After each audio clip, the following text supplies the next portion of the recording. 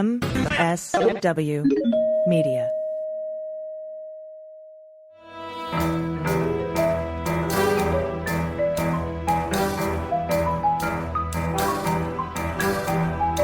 The rule of law is not just some lawyer's turn of phrase.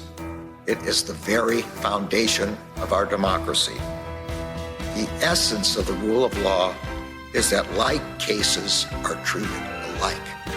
That there not be one rule for Democrats and another for Republicans, one rule for the powerful, another for the powerless, one rule for the rich and another for the poor, or different rules depending upon one's race or ethnicity. To serve as Attorney General at this critical time is a calling I am honored and eager to answer. So now it's clean up on aisle 45 time. And for a long while yet, it is going to be clean up on aisle 45. Hey, everybody. Welcome to episode 151 of Clean Up on Aisle 45. It's Wednesday, December 13th, 2023. I'm Allison Gill. And I'm Pete Strzok. Allison, I have no idea how we're going to get to all the week's news in one show, but we'll give it a go. Today, we'll be covering the New York Attorney General's $250 million civil fraud trial, including the fact that both, shockingly, Eric and Donald backed out of testifying at the last minute, and that the appeals court in New York reinstated the gag order from Judge Engoron. We'll also cover the Hunter Biden motion for Rule 17b subpoenas and the new indictment against him. Yep. Plus, we have updates on Fulton County, including the nearly 200-person potential witness list and the Chesebro cooperation tour. He's on tour, and he's now cooperating in 4 investigations. And we'll talk about updates on the Rudy defamation trial. And if we have time, we'll get to keeping Trump off the ballot under Section 3 of the 14th Amendment. But those updates are pretty much up to date. And if we don't get to it, we'll definitely cover the progress on the next episode. And also, this is very cool. We're going to be joined later by former Pence advisor Olivia Troye, who recently testified before Jim Jordan's Weaponization Committee. And by the way, she will be joining us in D.C. on April 20th for our MSW Media Meetup for patrons. So I'm looking forward to that. And if you know anybody or want to sign up to be a patron so you can get a chance to RSVP to that, you can do that at patreon.com/aisle45pod, AISLE 45POD. And speaking of patrons, we have some new patrons to thank with St. Janet, some Wyoming rando, love it, Captain Hawkeye, Christopher Myatt, Michael Gratan, and Erica. So thank you so much for being patrons. You make the show work. All right, let's head to New York because we've got a lot to cover there. The court was dark on Monday because Donald backed out of testifying at the 11th hour. And this goes along with Eric Trump backing out of testifying. Now, they both initially testified for the case put on by the prosecution, but did not go back up on the stand for the defense. Why do you think that was, Pete? I think they had no good reason to do so. One, I think Trump wanted to have some ability to complain about things when the New York appellate court upheld the gag order. It limited what he could say, and I think there wasn't a lot that he was going to add to the defense. And again, remember, even though the defense might call him, he gets to be cross-examined by the prosecution again. So given the things that have come out, I don't see any good reason. And like everything Trump does, I'm going to cooperate and talk to Mueller. I'm going to do this. It's all BS. And so it doesn't surprise me much. I think there was a whole lot of downside and not a lot of upside. He can go have his little impromptu, media speeches as he walks in and out of the courtroom. I don't think it would do him much good to go up on the stand. And Eric, same thing. I think the prospect of Eric getting cross-examined would do a lot of potential harm, and I don't see a lot of upside in how it would help their case. Yeah, that's kind of what I was thinking as well. And it seemed like, Trump was trying to get that gag order stay put back on quickly so that he could, I guess, testify about specifically the law clerk in the courtroom on Monday, because I think that was probably maybe his, main defense. They filed a motion about it, right? Like he's trying to say that the whole trial is bogus because the law clerk who slips notes and whispers to Judge Engoron is a Democrat and gave to a Democrat, who was running for office somewhere in New York, and therefore it's all biased and should all be thrown out. And I think that's what he wanted to testify to, but because of the gag order being in place, he really couldn't. And so you're right, it just didn't benefit him at all. But speaking of that, the reason that the gag order wasn't, it still would have, I think, been reinstated, but apparently Trump's lawyers rushed to try to appeal this and have it heard by the Wednesday before Trump was set to testify, but got there too late. So Alina Habba did a bad law thing. I'm shocked that could possibly have happened. And so that I don't think they would have granted it anyway, but that sort of screwed it up. He wanted it to be heard that Wednesday, and the court said, no, this has to be heard by a panel, which means that the AG gets a chance to respond, and she'll get until Monday to respond. And so that just sort of meant that the gag order is going to kind of be in place until the end of these proceedings. And I shouldn't say the total end of the proceedings, because the actual closing arguments are set for January 11th still. But the court is dark. He was supposed to be testifying today, and he was not. But he did show up for something, didn't he? Yeah, he sure did. So we had, Eric Trump, as we mentioned, was supposed to take the stand, but he too backed out. And instead, we got testimony from an expert witness that, get this, Trump paid over $800,000. And this came out during the cross-examination of the expert. But get this, part of the payment didn't come from Trump or the Trump organization, but it came from Trump's Save America PAC. This is from CBS News. Former President Donald Trump sat attentively in the courtroom of his New York civil fraud trial on Thursday, watching as the defense's final expert witness, Eli Bartov, proclaimed that there was, quote, no evidence whatsoever of any accounting fraud, unquote, which, if you're going to pay somebody over $800,000, I sure as hell hope they're going to say something as much nonsense as it is, would say something that unequivocal. But it's all BS, right? Yeah. And generally, each side pays for their own expert witness, right? And I don't think there's anything illegal with paying him part from the Trump org, part from the Save America PAC. I don't think. But there could be. That could be considered a personal expense. I'm not sure. I don't know the legal ins and outs of that. But it's usually not close to $1 million, right? And I was wondering, why is Trump there? Everyone was sort of surprised that morning, Trump's here. Why is Trump here? Why is Trump here? It's because he paid nearly $1 million for this guy. I want to see what he was paying for. This is more from ABC. On Friday, Bartov revealed that he made approximately $877,500 for his expert testimony in the case, charging $1,350 an hour for about 650 hours of work. 650 hours? Okay. It's when questioned 12-ish weeks. That's a long time. Now, when questioned by lawyers for the state of New York about who was paying him, like you said, Bartov replied his bank statement showed some of the money was paid by the Trump org and some came from the Save America PAC. And the state's attorney during the cross expressed skepticism about Bartov's findings, to put it mildly, leading to some heated moments in the courtroom. Quote, this is pure speculation, the AG said. The AG's office said, this is pure speculation from someone that they've hired to say just whatever it is they want in this case. That's Kevin Wallace, a lawyer for the state attorney general, during an objection to Bartov's testimony. Trump's attorney, Suarez, replied, oh, that's nasty, man. And then Wallace said, it is. And they went back, they got into it. Because, like I said, it is normal for each side to pay for their own experts, but this is an exceedingly huge pile of cash for this guy, and I'm assuming he was paid up front because Trump notoriously doesn't pay his bills.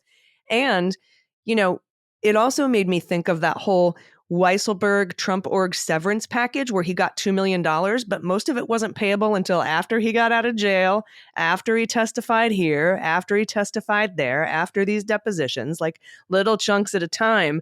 You'll get this based on how you do and what you say, and if you sit in jail for 100 days for me. It seems like a little awkward. It would really be kind of impossible to prove that there's a quid pro quo there, but we know there is. Yeah, and look, every expert's going to do that. I mean, whoever's hiring the expert is hiring them because they have some expectation that they're going to give them information or, a data point, a claim data point that they want. But what gets me is not, again, this is not, we've talked about this again, and it just irritates the hell out of me. This isn't Trump paying for this. This isn't his real estate acumen that he's, pulling some of the profits to pay for this expert $1,300 an hour. It's coming in, some portion of it out of a Save America PAC, which means, guess what? Mom and pop outside of Cleveland, Ohio, mom and pop in rural Mississippi, mom and pop somewhere in South Carolina who went to a rally and signed up to give $5 a month. They're the ones paying this expert $1 million to get up there and talk about how, whatever it is that Trump wants to hear. Trump, who flies into New York on his own 757, who then goes and stays in his gilded apartment in just off the Central Park. He can't pay for it.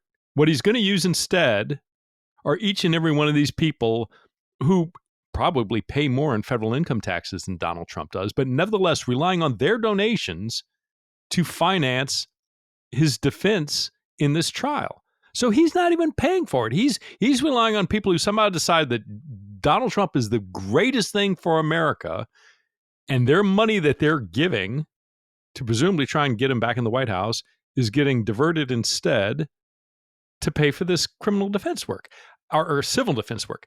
It's obscene, and it's not like Trump is scraping by, right? It's not like some GoFundMe because I've got some horrible, sickness that I can't pay the bills for, or I've been wrongly accused and I need to fund my, defense team because I have no other way to do it. Donald Trump has plenty of ways to pay for this. But what's he doing instead? Let's go to all my supporters. And their $5 donation, I'm going to take, a couple of bucks out of that and pay this guy almost $1 million. It just infuriates me. And nobody will say that. Nobody, whether or not people care, there might be a good chunk of folks who probably would give him money anyway, but I would guarantee you a lot of these donors think, yeah, I'm giving money so that Trump will get reelected, not I'm writing a check for the civil defense fund for Donald Trump. Right, like they think they're paying for like foam hats and banners and, campaign stuff. No, you're not. Nope. You're paying Eli legal fees. Bartov, the $877,000 man. All right, we have a lot more news to get to. We're going to talk about Hunter Biden, but we have to take a quick break. Everybody stick around. We'll be right back.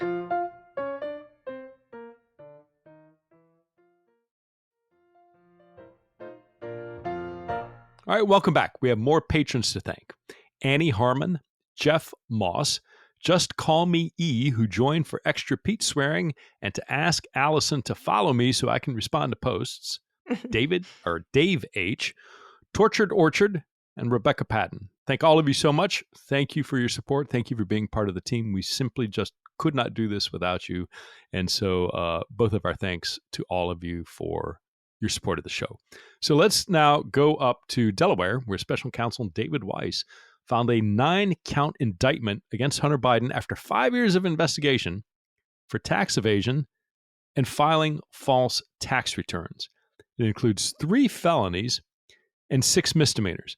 And so, yeah, I'm curious what you think. I mean, this was, I guess, not entirely a surprise, but what is interesting is that, we were close to a plea deal where Hunter Biden would have accepted a plea without any jail time. And now to see this is kind of surprising to see it come back with such a heavy hammer. Yeah, I thought so too, because generally the DOJ doesn't take a bunch of felonies and offer you a misdemeanor. They'll take a bunch of felonies and offer you one felony, and then, you can plead out that way. But now he went from misdemeanors to felonies. I haven't seen that really a lot, at least in the cases I've been looking at in the last 5 years, revolving around Trump world. But he filed these in what, like the Central District of California, I think. I think that's right. Yeah. And it's for tax years from 2016 to 2021. But he paid all these back. He paid these taxes back. And we've seen most of the cases I see for this kind of tax evasion in Trump world. For example, Rudy Giuliani owes $550,000 in back taxes. They didn't indict him. They just put liens on his properties. Roger Stone owed $2 million in back taxes. and they didn't indict him. They just sued him, and he's now finally paying. So it's going to be, I think, kind of difficult to show that this is not vindictive and selective prosecution. But I mean, that's also an uphill climb, showing vindictive and selective prosecution. So we're kind of in this weird scenario where, because the argument against vindictive and selective prosecution is Merrick Garland is the attorney general. He was appointed by this guy's dad, even though this is a holdover. This is a leftover guy that Barr appointed 5 years ago with Trump and Barr, and that he's, on the scale of Durham to Smith, he's way down on the Durham end. But I was also interested in your thoughts about all of the extra kind of things that were put in this indictment that didn't necessarily need to be there. This is a speaking indictment. They talked a lot about his extravagant lifestyle. They talk a lot about the things he was spending money on instead of paying his taxes. They spoke a lot about his work with China, his work with Burisma, and none of that has anything to do with whether or not he paid taxes. But we also saw this in the Manafort case, right? Prosecutors in the Manafort case wanted to bring in the ostrich jacket and the boots and the suits and everything he bought and show his extravagant lifestyle. And the judge in that case, I think it was Sullivan, he's like, I'm not going to bar it pursuant to a motion in limine. Like, I'm not going to bar it, but watch your step. And then during the trial, when the prosecutors brought up this extravagant lifestyle Manafort was leading, the judge was like, all right, enough. You know what? Enough. We're not talking about his extravagant lifestyle. We're talking about whether he signed his name to a false filing or whether he failed to pay these taxes. And I think we're going to find ourselves in the same boat here.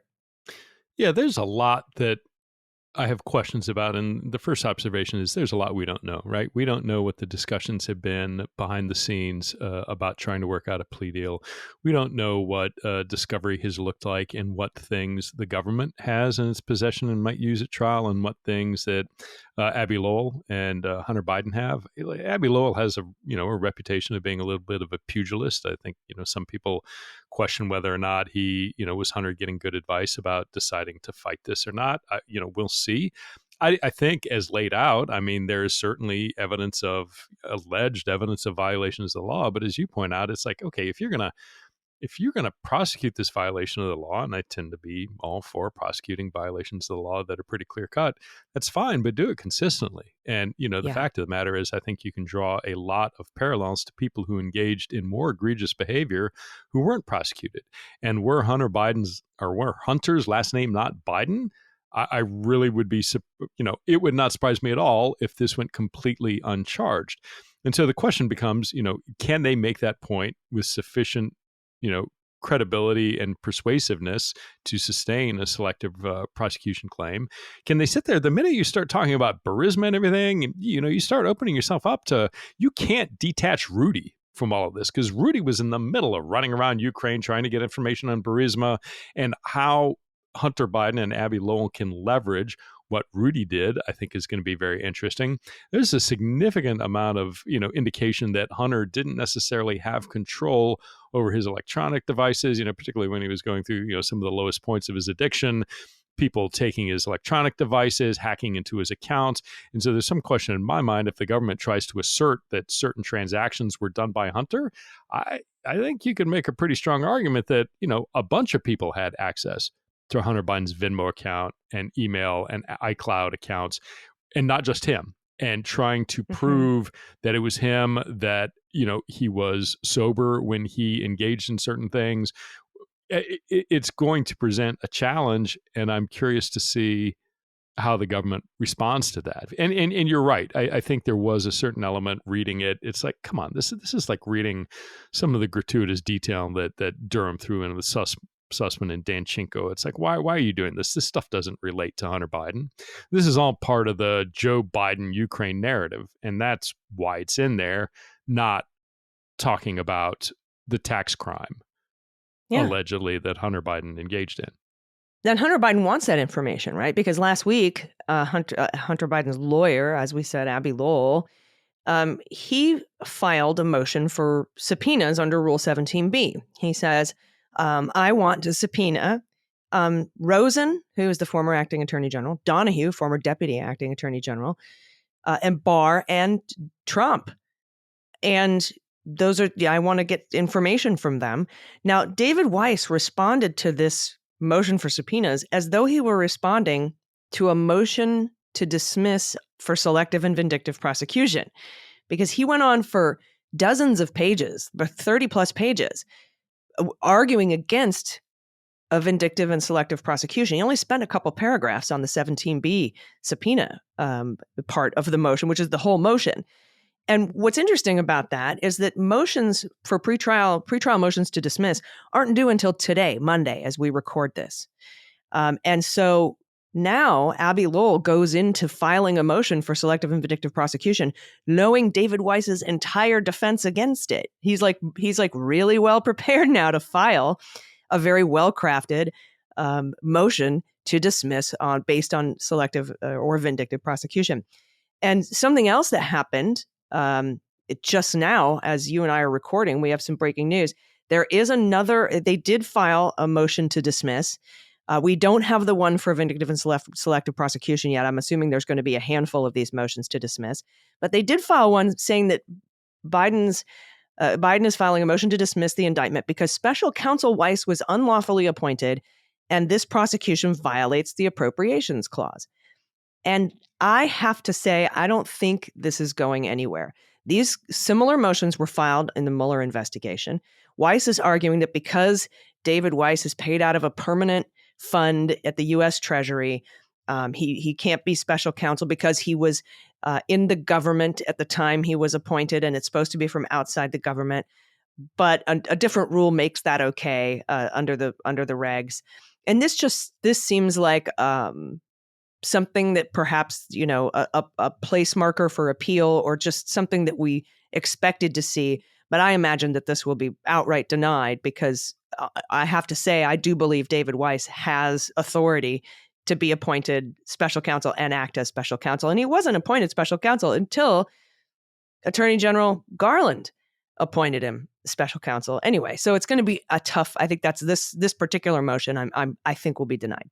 Yeah, and it's interesting because this is all breaking as we're taping. It looks like now there are 3 different motions that Hunter Biden has filed. The first is the unlawful appointment. There's a second motion to dismiss the indictment for failure to charge a constitutionally permissible offense, and this is the Second Amendment argument that law that he was charged with has been ruled unconstitutional. And then there's a third motion that was just filed, 69 pages, Mr. Biden's motion to dismiss for selective and vindictive prosecution in breach of separation of powers. So again, literally, this is getting filed as we're taping. Won't be able to go through and digest it. And I agree with you. I mean, the first one I think is a long shot, but I think the second one, the gun crime, I think has a very good chance of having those crimes tossed. And we'll have to sit and chew through the 69 pages of the selective and vindictive prosecution argument to see what it is they're arguing. But you're absolutely right. I mean, the good news is they had the benefit of seeing, because of what David Weiss filed, essentially seeing what the government is going to make as their argument. And that's hugely helpful. I mean, anybody who's been through any sort of legal proceedings, if you can sort of see the contours of what the other side is going to argue before you file your argument, it's enormously helpful. So I'm sure, any number of people right now are reading through it, attorneys who can sort of go through and see how they've responded to what Weiss put in his filing. But, more to come soon. Yeah, and we will definitely read through these. It's a long one.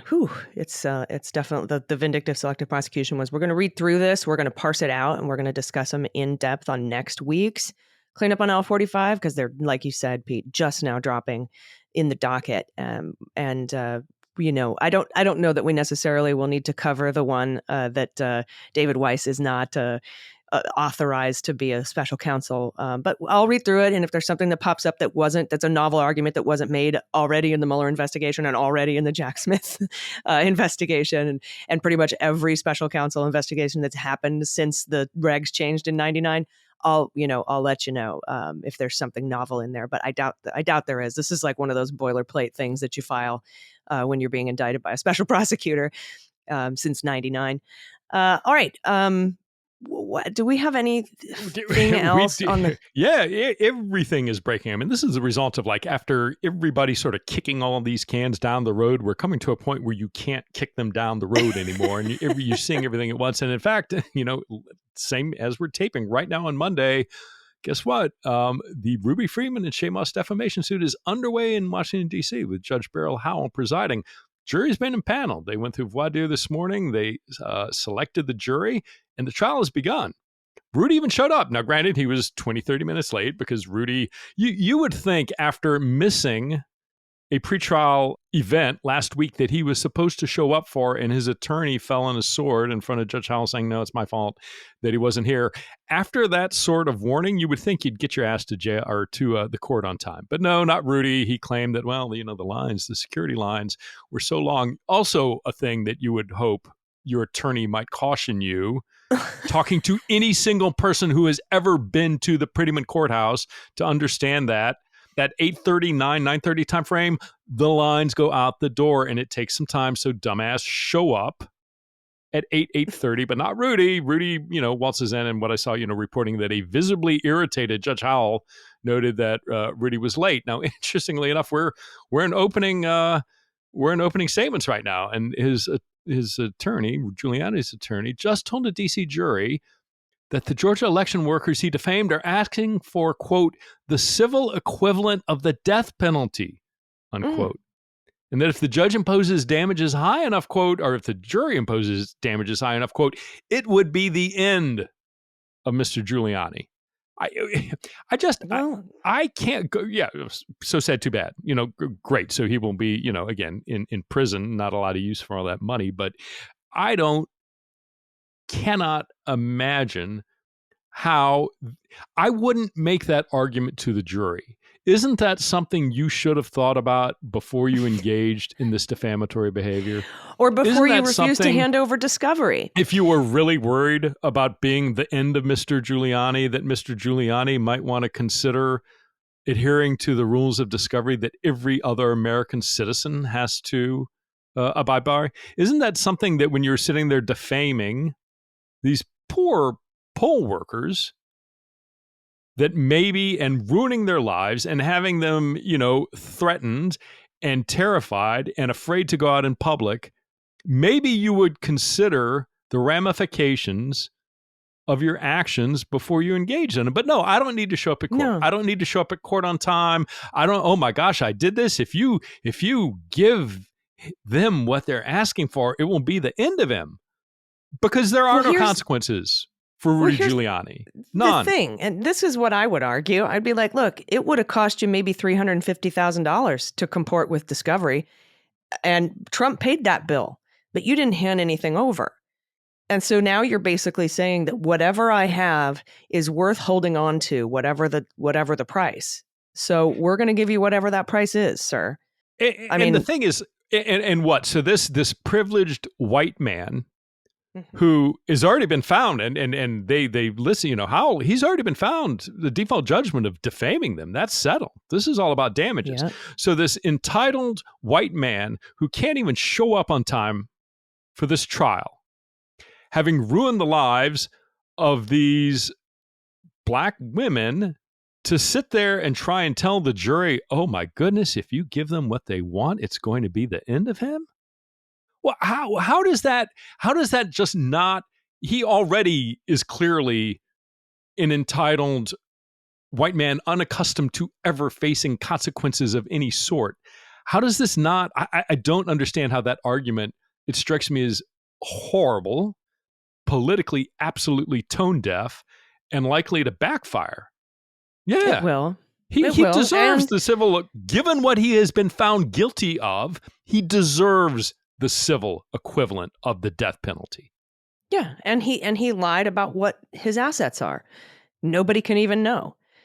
So I mean, he's going to be sitting there like, "Hey, I only have 2 turntables and a microphone. You should only give him 1 turntable." I mean, because that's all I got.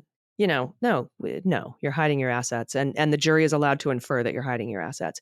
So they took, after those opening statements, they took a lunch break. They came back, and just a few minutes ago, And I'm reading from Zoe Tillman's Twitter here. The plaintiff's first witness, and this is Ruby Freeman and Shay Moss's first witness, is Regina Scott, an investigator who did social media monitoring and analysis about the mentions of Ruby Freeman and Shay Moss and content of the posts. They found 710,000 mentions by name between November 20th and May of 2023. November of 2020 and May of 2023. 318,000 mentions in a smaller time frame, just from May to August of 2023, just a 3-month period, 318,000.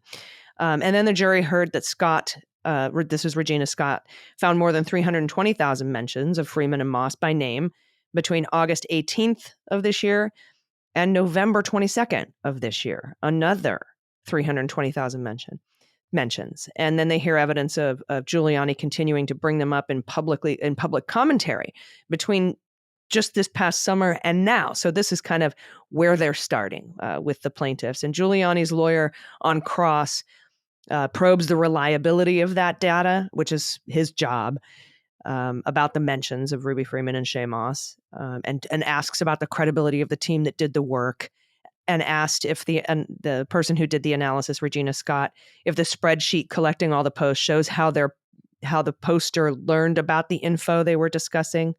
So maybe it's like, oh, maybe they didn't learn about it from Rudy. She says no. So that's the battle that's going on here on the first day. And this trial is only supposed to last about 2 to 4 or 5 days, right, Pete? Yeah, and we'll see. I mean, it looks like they're done for the day, and that witness is done. So, the curious thing will be, who, if anybody, does the defense offer as a witness? Whether or not Rudy will take the stand or not. But I think there's a decent chance that by the time we, do the bonus episode at the end of the week, we'll have at least the matter will have gone to the jury. How fast they take to deliberate and come up with dollar figures, I don't know, but I think it's not expected to be much more than a week. We have a lot more to cover in this show, but we have to take a quick break. Everybody stick around. We'll be right back.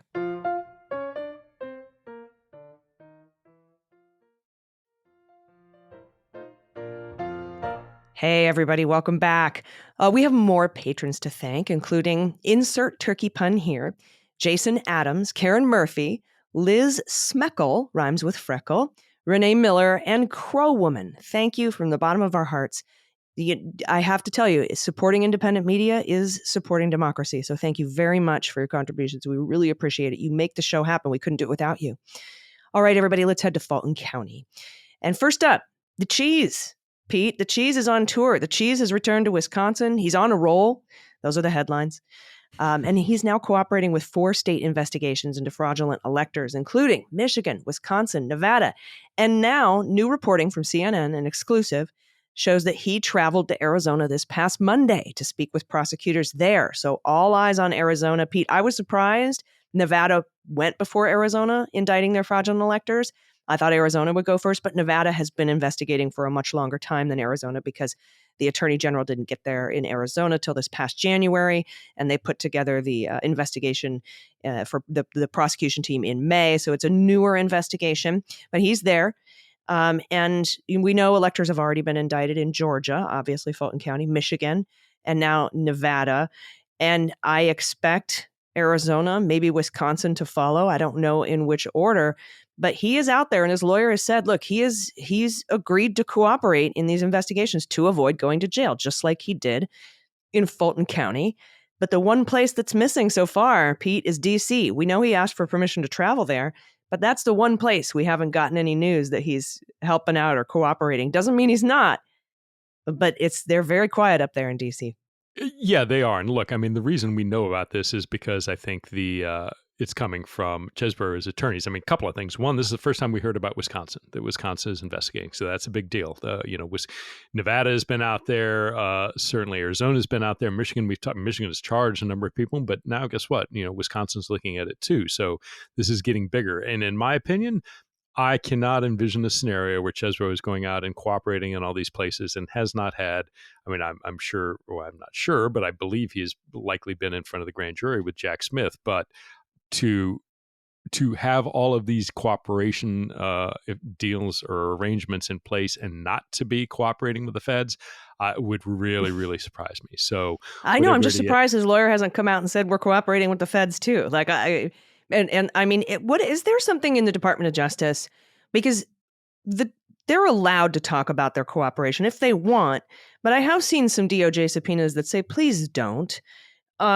Is there a way that the DOJ can force somebody to not talk about their cooperation and say that, you might not get it if you do? Like, what? I don't know the law there. I mean, you can look, I mean, there are differences in if you are subpoenaed to the grand jury, if you are subpoenaed for records before the grand jury, that's something that as the person who receives that subpoena or testifies in front of the grand jury, you're absolutely allowed to leave and talk about it. The grand jurors are bound to secrecy. The government is bound to secrecy, but that's different. If you're working out a cooperation agreement, you can put anything in there, in terms of, demanding that if you want this cooperation agreement, you're not going to talk about it. And think about it in this way, right? If you have somebody who is engaged, say in organized crime, and they are at a lower level, they're cooperating against somebody who's higher up, and maybe they're known and it's public that something has occurred, but maybe the crime is still ongoing. So you can get a cooperation agreement where somebody agrees to wear a wire, where somebody agrees to come in and testify, and you can, agree to be bound to secrecy.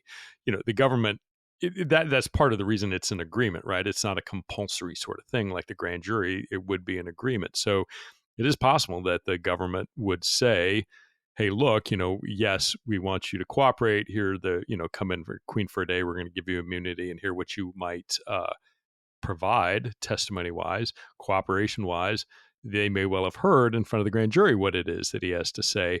But if you want to have some sort of agreement, either to not be prosecuted or be prosecuted for lesser crimes, part of the terms of that agreement would be, you can't talk about this until, whatever point it becomes unsealed. Okay, so they can keep somebody quiet. Right. Again, they can't keep him quiet about what he testified to the grand jury about, but if he wanted to enter into a cooperation agreement, you could make that part of the terms. Okay, so if he is allowed to talk about what he testified to the grand jury about, but his cooperation agreement says you can't talk about it, does that mean he can't talk about what he testified to the grand jury about? I mean, or is it more like I don't know if you can.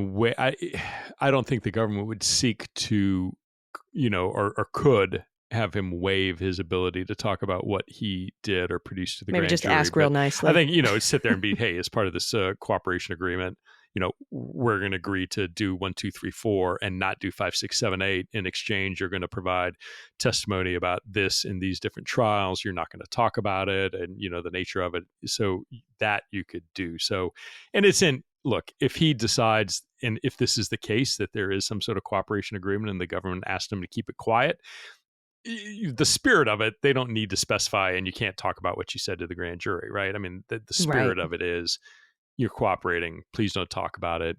And, maybe it's the case that Nevada, Wisconsin, Michigan, Arizona haven't asked him to not do that. But it's interesting, again, though, it just goes to show this one person, right, Chesebro, and there are others, how they were all of these different state level crimes had a role in it. And it wasn't just Chesebro, right? I mean, it was all these folks, running around getting the plot together. So again, it always makes me think all the things that Jack Smith is doing that we just don't know about because nobody's out there talking about it.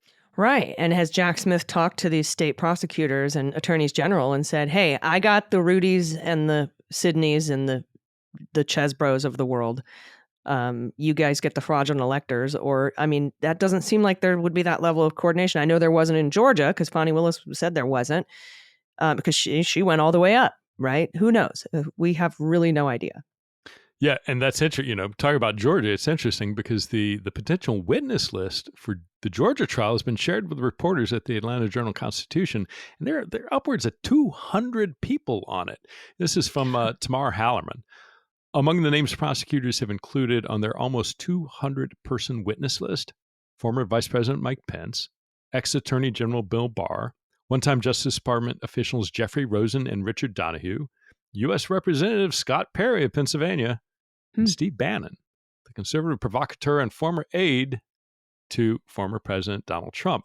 Now, the district attorney's office could also call several of Georgia's top Republican leaders, including Governor Brian Kemp, Attorney General Chris Carr, Secretary of State Brad Raffensperger, and former Lieutenant Governor Jeff Duncan.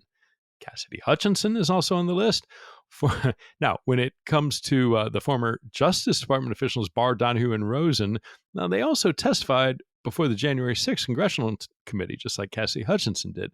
When it comes to the DOJ officials, that's Barr, Donahue, and Rosen, if they're going to testify, they're probably going to need approval from the Biden administration because an agency regulation says no current or former Justice Department employee may testify in response to a subpoena or court demand without obtaining prior approval by an appropriate department official. Yeah, I would not imagine DOJ would block that and would not grant it, but it's a step that presumably they'll have to take out of the DA's office before they could go down and testify. Now, District Attorney finally could also call 2 Republicans who refused to serve as Trump electors in Georgia after it became clear that Joe Biden had won the state. John Isakson, the son of the late U.S. Senator Johnny Isakson, backed out of the December 14, 2020 meeting of GOP electors after deciding that the effort seemed like, quote, political gamesmanship, unquote. And then also on Willis's list is C.J. Pearson, a young conservative social media star who didn't serve as an elector because he moved to Alabama to attend college. So not because it was wrong or anything, but he had to go to college. Yeah, that's never like I moved and so I couldn't. But it's 200. That's a lot of witnesses. And again, it just goes to even if the trial gets underway when Fani Willis wants to do it, that's a ton of witnesses. And for a group of jurors to keep track of all that information, I think, while this trial may start before the election, it's going to be really interesting to me to see if it gets if it's completed before the election. Yeah, she didn't seem to think so. She seemed to think it would go into 2025. And of course, these are just potential witnesses. They don't necessarily mean doesn't necessarily mean they're going to call everybody. But we'll see. We'll see how it ends up shaking out when we get closer to trial and those witness lists become a little more concrete. All right, check this out, Pete. Jim Jordan and Barry Loudermilk. That's the guy who gave tours of the Capitol tunnels on January 5th. The sconces on the stairwells. The sconces on the walls. Yeah, and he said at first, I was just a family of 4. And then he was like, because people were like, well, some of them were wearing like MAGA hats. And he's like, well, it was a family of 4 and some of their friends. And they're like, yeah, but like it looked like literally like 19 people. And he was like, well, yeah, it was like 19 people. And sure, some of them had MAGA hats. And of course we were closed. But, it was just showing them the wall decorations, the sconces and stuff. This is Barry Loudermilk, the guy who changed his fucking story 100 times. Excuse me for swearing on the main episode. But anyway, Loudermilk and Jordan wrote another letter to DA Fani Willis demanding to know about her coordination with the January 6th committee, claiming they're investigating the collusion between the two groups there, the district attorney's office and the January 6th Select Committee. And this is from NBC. The 2 GOP lawmakers said the investigation will focus on, they're doing an investigation into this, by the way, and it will focus on communications between Willis's office and the now defunct January 6th committee, citing that what they said was a letter Willis sent to the panel's chairman, Rep. Benny Thompson, seeking access to recordings and transcripts of witness interviews and other records. And she did that back in December of 2021. But as Anna Bauer, who we've had on this show before and is a gem, she said on Twitter, well, first, it's not unusual or improper for law enforcement to request documents from other government bodies. And 2, it's been publicly known for a while now that Willis received some of the information from the January 6th committee directly. I mean, it's literally in their report. There's no gotcha here. So that's happening. And I haven't seen a return letter from Fani Willis yet. The last one she wrote, Jim Jordan, included a link to a book about the law so that he could read up on it. And so, I mean, just it's the weaponization of the Weaponization Committee, or actually in this case, it's the Judiciary and the House Admin Committee, which is what became of the defunct January 6th committee. It's just astounding. The hypocrisy is ridiculous, and it's only going to get worse. They're going to vote this week to impeach Biden, which is stupid. They have no evidence. Everybody knows it. It's just a clown show. It's embarrassing. It's not. I think they know, Pete, they're going to lose the House pretty easily and pretty handily in 2024. So they're focusing all their energy on trying to get Trump reelected. I don't know what's going on. I mean, the other thing is like Viktor Orban is in town, and apparently there are all kinds of, hosts. I think the Heritage Foundation is hosting him. The Heritage Foundation. Congressmen who are not willing to meet with Zelensky are bending over backwards to meet with this, most authoritarian of our, the NATO country members, because somehow that's acceptable. I mean, he has a blend of like authoritarianism that appeals, but no, there's no serious. We don't have an aid package to Israel or Ukraine. We don't have a budget. We're still on a CR. There is no governance going on in the House of Representatives. It is entirely show theater to protect and advance Donald Trump's candidacy. I think you're absolutely right. And, whether they're giving up on losing the House, I don't know. I mean, we'll see. I don't know if... they're all retiring. I mean, 30 plus or something. Republicans are like, peace out. And the quote unquote moderates are the ones leaving, right? I mean, it's the folks who at least were, reasonable, and you're getting more and more extreme. And it's just the circus, all you've got left are the clowns. So yeah, I don't know. I'm not at all optimistic that, and that's going to be the last thing before they break for the holidays, right? Get that going, and then everybody jumps out of town until the new year. Yeah, and Biden's brought everybody, the senators, back to the table to be like, all right, let's discuss what border policies you want to put into place, and maybe the effort is, all right, we'll put these terrible draconian border policies into place, but I'm not going to enforce them, and y'all will be out of here in less than a little over a year, I guess, because they take over January 3rd of 2025. The new Congress does. So I don't know. We'll see what ends up happening. And again, if there is a bill passed and Biden signs it, it can go be sued. They can be sued for that legislation. It can go to court. It can be stayed, those border policies. I mean, there's a lot of ways kind of around this, but nothing good. And it's just so we can govern. And as much as we laugh at it, it's a super bad look for us globally. And it's very bad for national security, particularly not replenishing our own weapons stocks, which is what at least half of the money for Ukraine would be going toward. And so that's just terrible for national security. But I mean, fortunately, this particular moment in history, this Congress, I think, will be relegated to 2 years and never heard from again. So there's hoping. But you're right. The extremists will be there, but they will be outnumbered. They will be in the minority. Okay, we have to take another quick break. But speaking of Jim Jordan, our next guest recently testified before Jim's Weaponization Committee, and we'll speak to her after the break. Stick around. We'll be right back.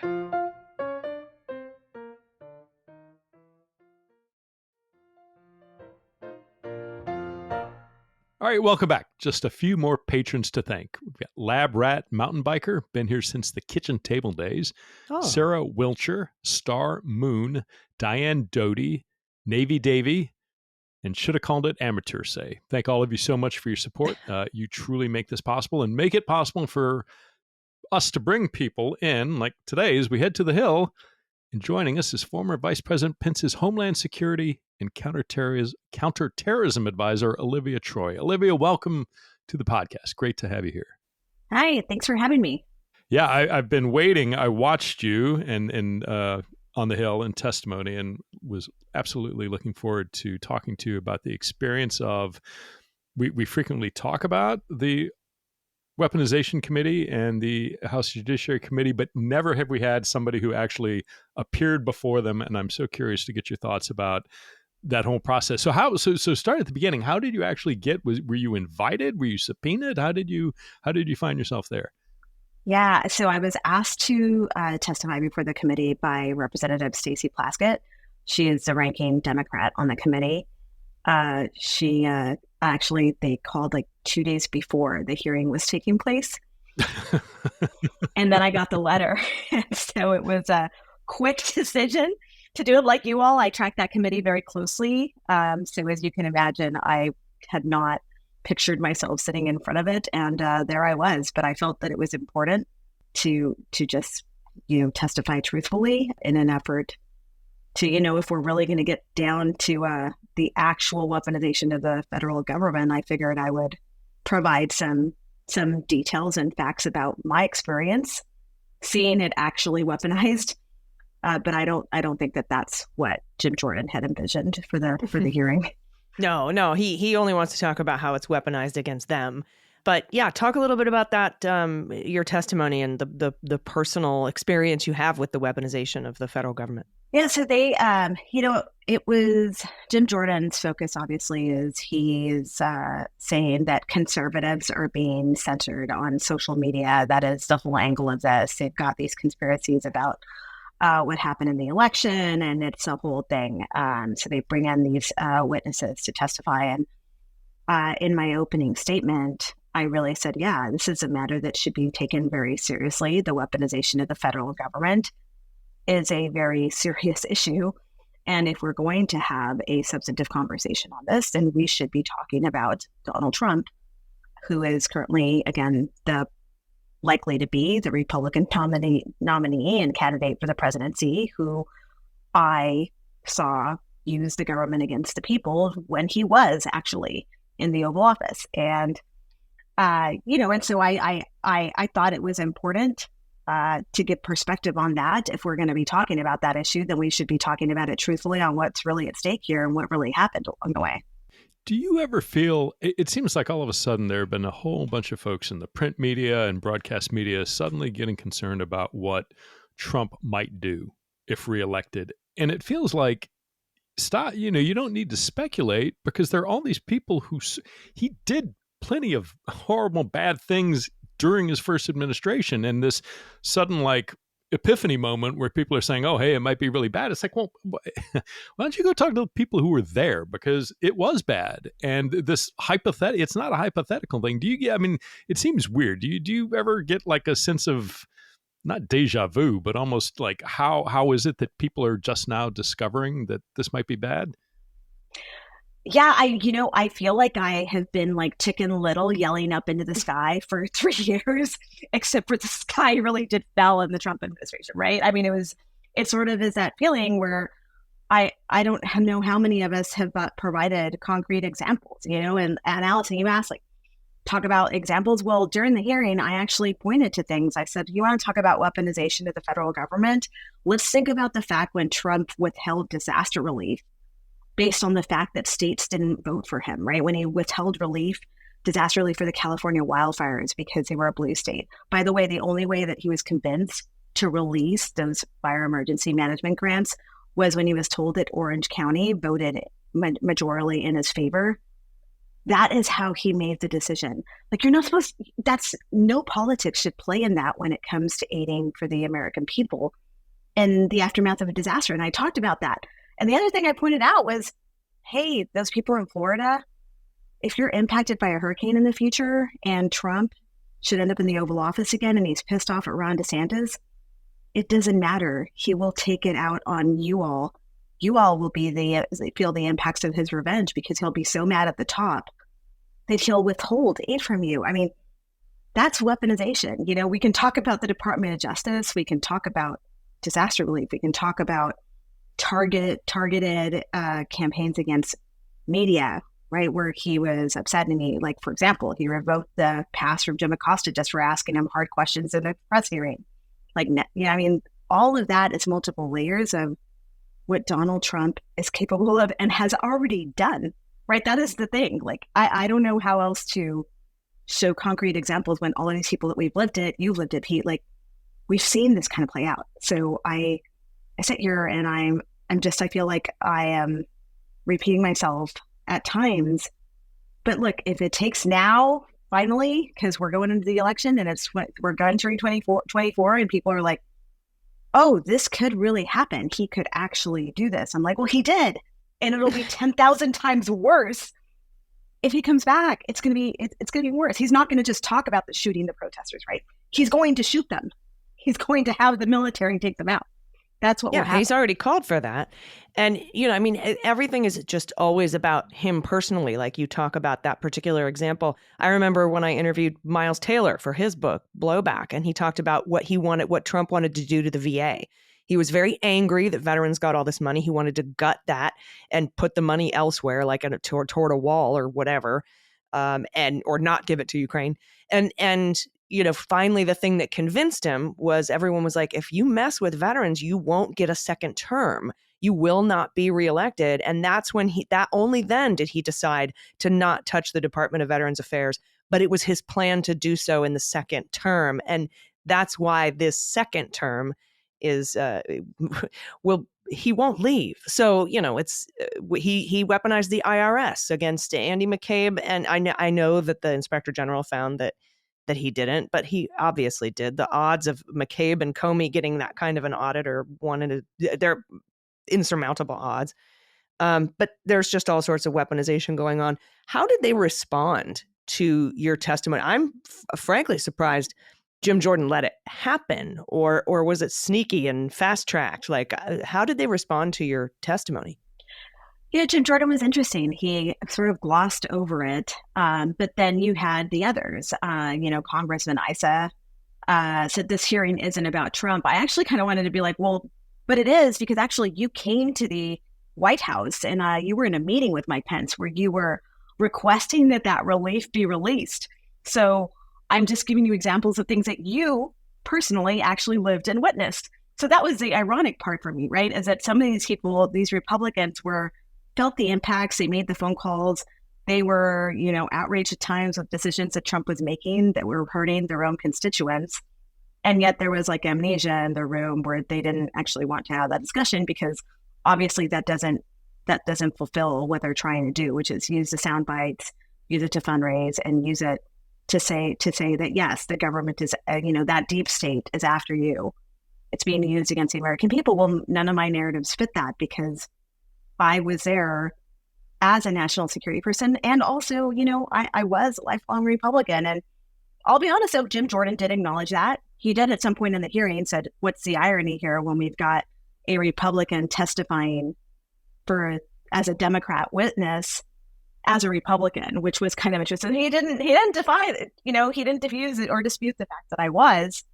But I think it's just the facts are the facts. But the interesting part is that they didn't want to hear that. And like one of the representatives, she was out there. She was going off about whatever conspiracy on social media. And I finally stopped her and I said, look, you're right. I did call. I called a social media company once.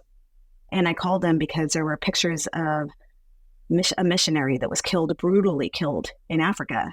And so I called and we said, we would like to request that you take these photos down while we notify his family in Indiana. It was a Republican state legislator that called the White House and said, my brother has been killed and these photos are all over social media right now.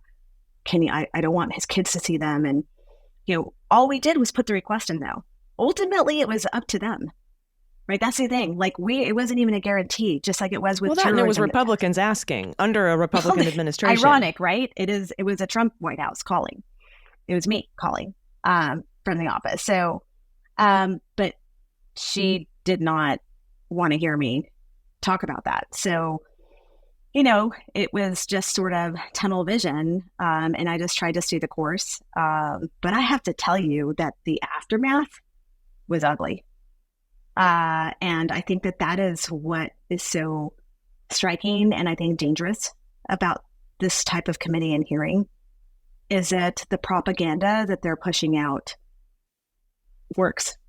Because I felt like I was back in September of 2020 when I came forward and went public. It got pretty bad these last couple of weeks after I testified. And I was like, wow, I just testified before Congress, before Jim Jordan. And the calls and the threats were so ugly. And it was the most racist, disgusting vitriol I have actually heard to date, was after that, which to me was incredibly striking. And I think is probably the point. Right. Yeah. Talk a little bit more about that. You mentioned that two the other witnesses that you unfortunately had to sit next to, Matt Taibbi and his name's Schellenberger, right? You mentioned something that they, like your fellow witnesses, were putting out stuff after the testimony about you and what you said, right? Yeah, I was shocked by that. They clipped it. They clipped things. They put them out of context. It was like a 12-second clip. And they had me talking in my opening statement where I said, instead of focusing on conspiracies, we should be focused on the real threat. And then I talked about the threat of another Donald Trump presidency and what happened. And And then they clipped it to later on when I was asked about a court case, and I said I did not call. I was referring to the actual court case and the court because I just don't disparage the justice system like many others do, because I don't believe in that. I think it's just not. I don't think it's actually good for the wealth of the health of the democracy to do that. And I said I didn't call that a conspiracy, but of course they clipped it out of context, and they had that clip and it went everywhere. The messages parrot everything that was said in the hearing, though. I've got to tell you, the phone calls I got and the voicemails, messages on social media parroted a lot of what those witnesses said and what Jim Jordan, what Rep. Massey said, almost verbatim. By the way, I was told that I am personally censoring them. They told me to stop censoring them. They told me that I'm in it with Stanford University. I personally have apparently some superpower where I'm actually blocking all of you personally on Facebook. I don't know if you knew this, but I have this superpower where I can just, that's the kind of thing. But, I say the racist thing because in the hearing I said, we talked about the travel ban during the Trump administration. And I talked about being the head of Intel for it and how hard it was because they went out of their way to override the intelligence assessments because it didn't fit their narrative. And they didn't, Stephen Miller wanted a set list of countries, and it just wasn't, it wasn't what he wanted it to be. Right. And I talked about that. We talked about, anti-immigrant speech, hate speech, and what it leads to. And I talked about attacks like shootings of what it leads to and how vitriol like that on social media and violence, and how it kind of plays out, the rhetoric of Trump. We talked about that. I actually mentioned that I was a daughter of a Mexican immigrant. Wow. I guess I put myself on the record. On social media. Yeah. Nasty. It was really ugly. I have a lot of messages telling me to go back to Mexico. But all these immigration narratives that you're hearing where they're not, birthright citizenship here in the U.S., all of the things that you hear in these sort of anti-immigrant Republican narratives about immigration, all of this stuff, all of that actually was mixed. It became like this mixed cocktail in the messages I was getting. It was like, you're censoring, you're daughter of illegals, you are affirmative action. That's the only reason you went to college. That money went to you instead of me. I mean, it was literally every single talking point that you could have put out there was combined. Yeah, I saw the messages. Deport you because they should take away birthright citizenship. I Yeah. mean, like all of it. Yeah. By the way, I was born in Nevada, but that's okay. I think they still think that they can deport me. It doesn't matter.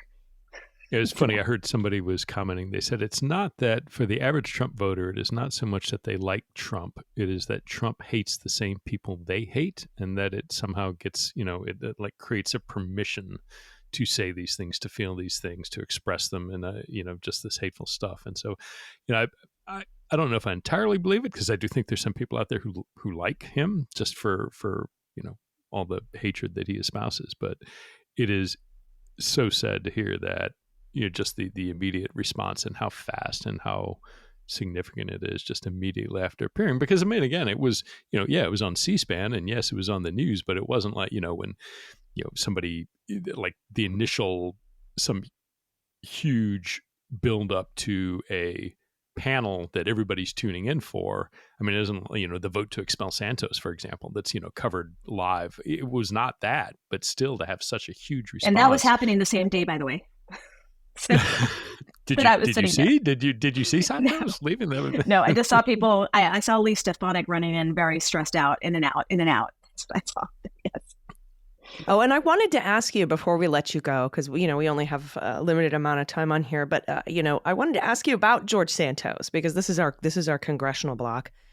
There's some breaking news that the DOJ was interested in moving his trial from September of next year to May of next year, and then they also said that they want an extra 30 days because they're actually in talks for a plea agreement to resolve this before trial. What I'm interested in your thoughts on that, because I know you're following it closely. Yeah. I mean, look, George Santos is toast, right? I mean, that's probably the only reason he got expelled is because they don't need to draw him, especially in an election year. So We were hoping he would stay so we could use him as a cudgel against the Republican Party. Yeah. Well, and they saw that, right? They saw that as a play, and they're like, "This is toxic." It's a miracle. Like, they can't seem to do that with Trump, though. But yeah, I mean, here we are. So, look, good riddance. We don't need people like him in Congress. There's certainly plenty of others that are still hanging on. I mean, look at Matt Gaetz. He's still in there. And he managed to oust Kevin McCarthy, not only from the speakership, but he managed to oust him out of Congress itself. From the House. Exactly right. Yeah.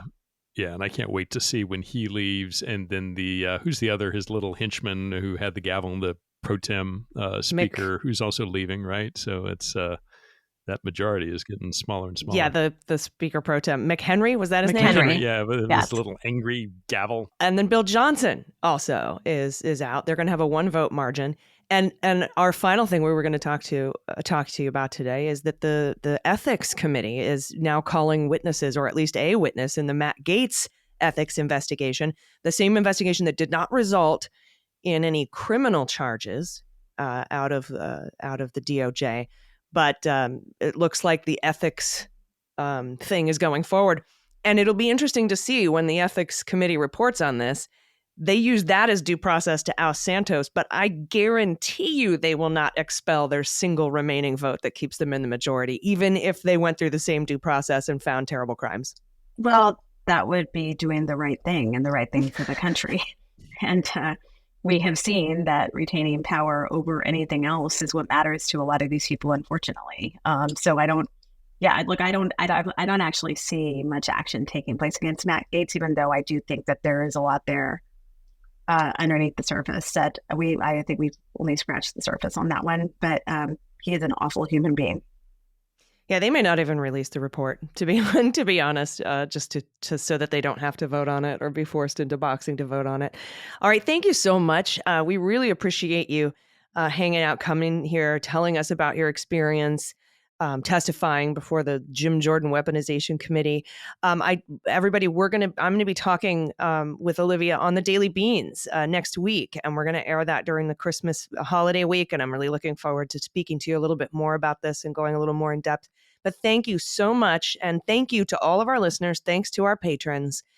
We will see you next week. We really appreciate you listening to this podcast. I've been Allison Gill.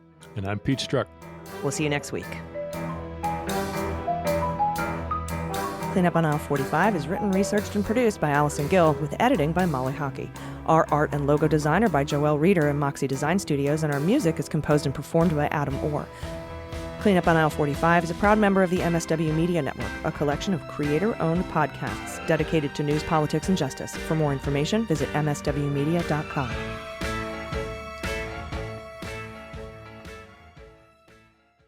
MSW Media.